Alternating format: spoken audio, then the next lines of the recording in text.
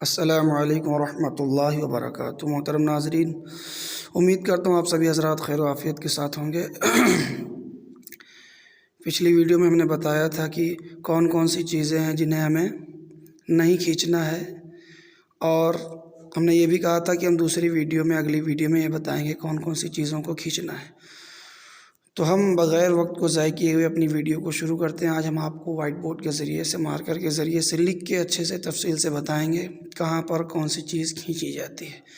आज इस वीडियो को देखकर बिल्कुल क्लियर हो जाएगा, वाज़े हो जाएगा कि कहाँ पर खींचा जाता है। इंशाअल्लाह आप समझ जाएंगे अच्छे से, क्योंकि हिंदी इंग्लिश को भी साथ में लिया है। थोड़ा सा वीडियो लंबी हो सकती है। छोटी सी गुजारिश है कि अगर अभी तक हमारे इस यूट्यूब चैनल, नए यूट्यूब चैनल आशिक अली लखनवी, जिस पर आप इस वीडियो को देख रहे हैं, सब्सक्राइब ना किया हो तो बराए करम सब्सक्राइब कर लें। वीडियो को ज़्यादा से ज़्यादा लाइक करें, शेयर करें, दूसरों तक पहुँचाएँ। चलिए वीडियो शुरू करते हैं।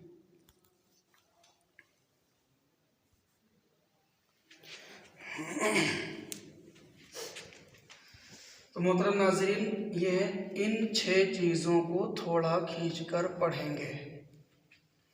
इन 6 चीज़ों को थोड़ा खींचकर पढ़ेंगे। इन्हें हुरूफ़े मद्दा कहते हैं। हुरूफ़े मद्दा कहते हैं। ये 6 चीज़ें हैं जो हमें खींचकर पढ़ना है। पहली चीज़ है अलिफ। कैसे खींचना भी हम तफसील बता रहे हैं। तो नंबर 2 है ये, हम लोग या कहते हैं, आप लोग ये कहते होंगे, तो ये। तीसरी चीज़ है वाव खींचना होता है। चौथी चीज़ है खड़ा ज़बर खींचा जाता है। पांचवा है खड़ा ज़ेर खींचा जाता है। छठी चीज़ है उल्टा पेश खींचा जाता है। चलिए देखिए अलिफ को किस तरह खींचते हैं। सबसे पहले ये समझ लें, जो अलिफ है उसका इस्तेमाल जिस तरह हिंदी में बड़ा आ की मात्रा का होता है, उसी तरह का इस्तेमाल अरबी में हम अलिफ का करते हैं। किस तरह करते हैं, इधर देखिए। जब किसी हर्फ के साथ, ये देखिए आधा खे है ये, जब किसी हर्फ के साथ अलिफ आ जाए, तो ये देखिए खे के साथ अलिफ मिला हुआ है ये। तो जब किसी हर्फ के साथ अलिफ आ जाए और उसी हर्फ के ऊपर ज़बर लगा हो, तो फिर हम उस हर्फ को खींचते हैं। जैसे खे अलिफ ज़बर खा, थोड़ा सा खींचेंगे। और पिछली वीडियो में बताया गया है कि जिस पर सिर्फ एक ज़बर हो, एक ज़ेर हो और एक पेश हो, तो बिल्कुल नहीं खींचते हैं। तो ये है फे ज़बर फ, तो हो जाएगा खौफ। खौफ।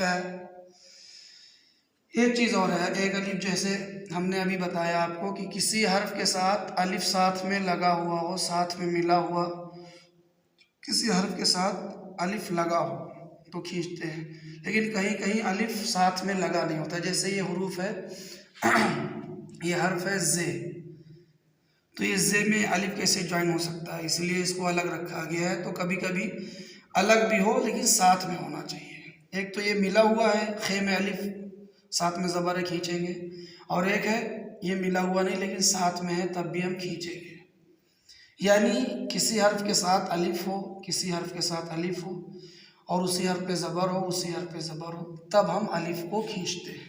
तो आपको क्लियर हो गया होगा कि अलिफ कहाँ पर खींचा जाता है। अलिफ वहाँ पर खींचा जाता है जब किसी हर्फ के साथ अलिफ लगा हो, साथ में ज़बर हो, अलिफ खींचते हैं। या किसी हर्फ के साथ हो, अगर जुड़ा हुआ ना हो, साथ में भी हो और उसके ऊपर ज़बर हो, तब भी हम खींच कर पढ़ते हैं। हो जाएगा जे अलिफ ज़बर जा, दाल ज़बर दाल, अलिफ ज़बर दा, जा दा।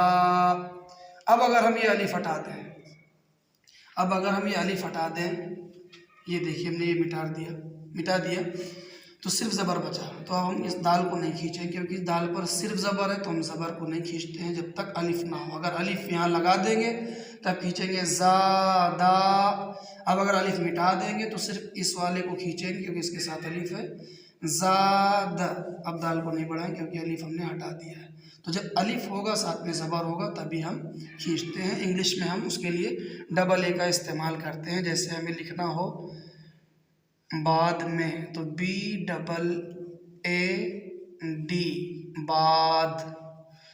तो जिस तरह इंग्लिश में डबल ए का यूज़ करते हैं, हिंदी में बड़ा आ का डंडा, बड़ा की मात्रा यूज़ करते हैं, उसी तरह अरबी में अलिफ का इस्तेमाल होता है खींचने के लिए।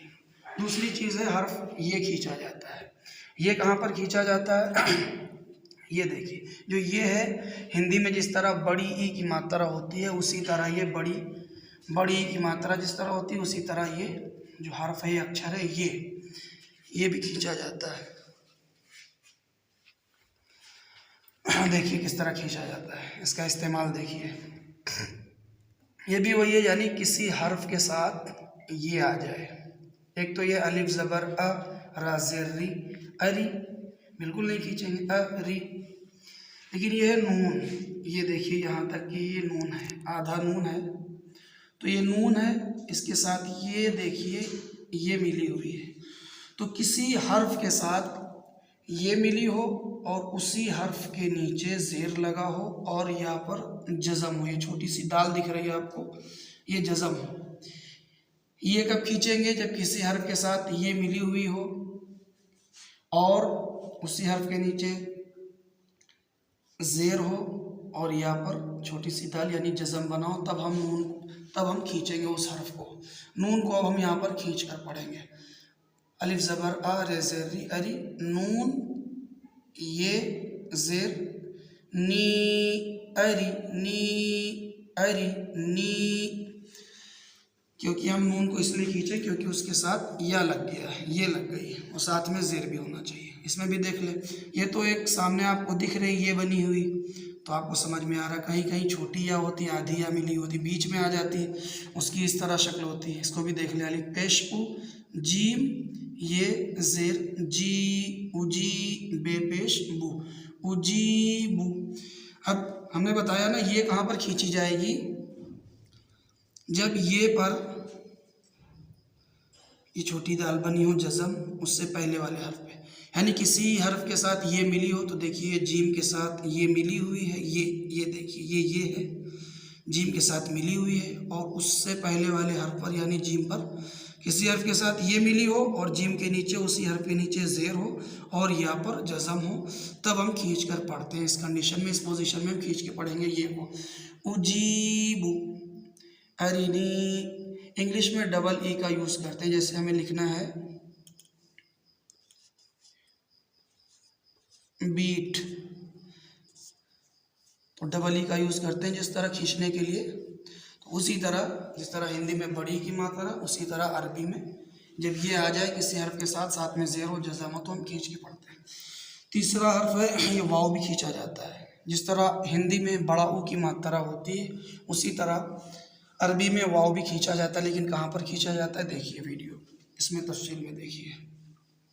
यह है तो वाव पेश तू, रा पेश रू, तू रू। उसी तरह है जब किसी हर्फ के साथ, ये देखिए तो अक्षर है, हर्फ है, अब इसके साथ यानी किसी हर्फ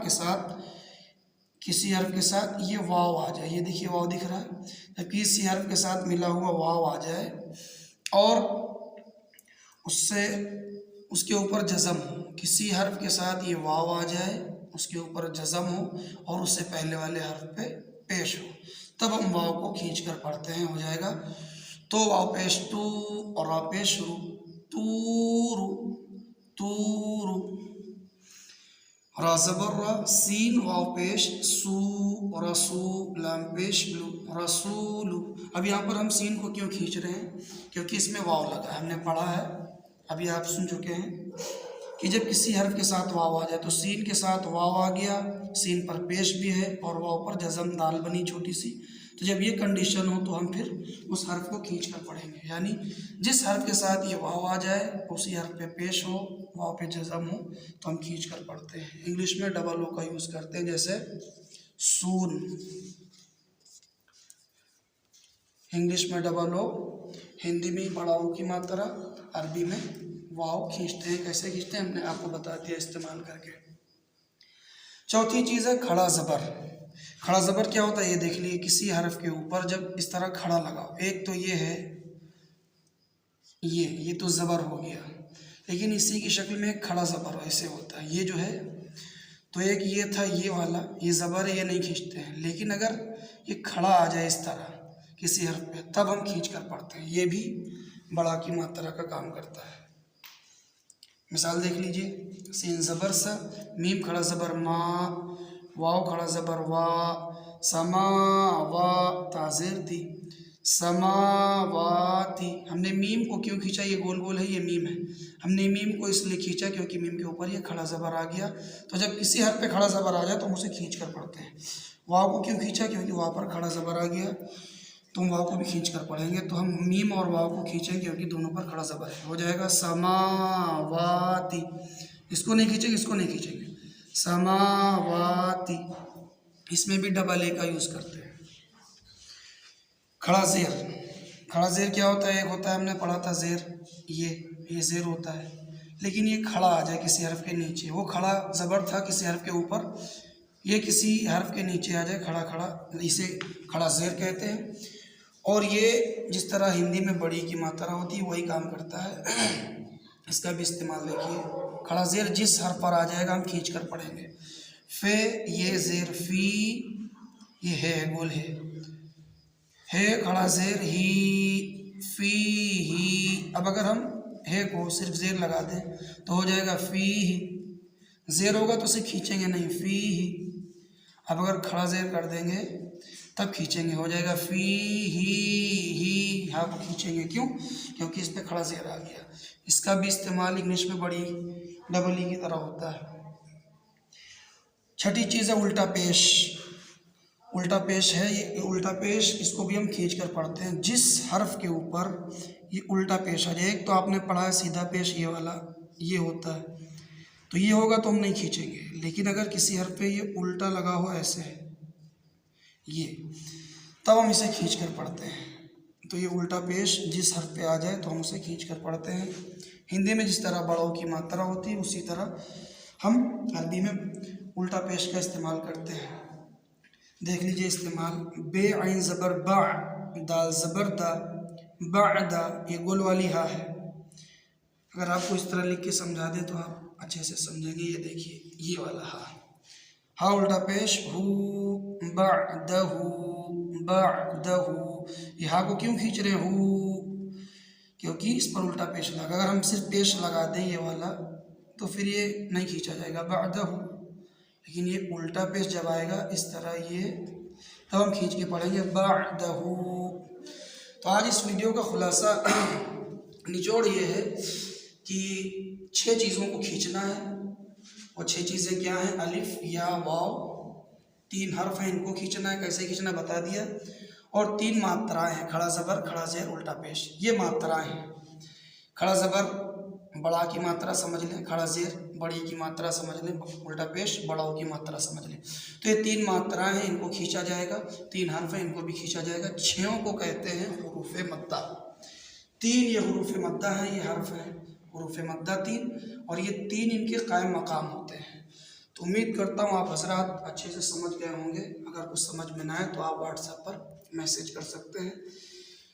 मिलते हैं अगली वीडियो में इसी तरह कि हम किस तरह की, जो हम अगली वीडियो बनाएंगे इंशाल्लाह उसमें बताएंगे, लिख कर आपको बताएंगे इबारत फ़िक्रे कुछ, कहाँ पर खींचना है कहाँ पर नहीं खींचना है। उसमें आप इंशाल्लाह अच्छे से समझ जाएंगे कि हमें कहाँ पर खींचना है और कहाँ पर नहीं खींचना है। जब तक कि अपना ख्याल रखिएगा। मिलते हैं अगली वीडियो में। अस्सलामु अलैकुम व रहमतुल्लाहि व बरकातुहू।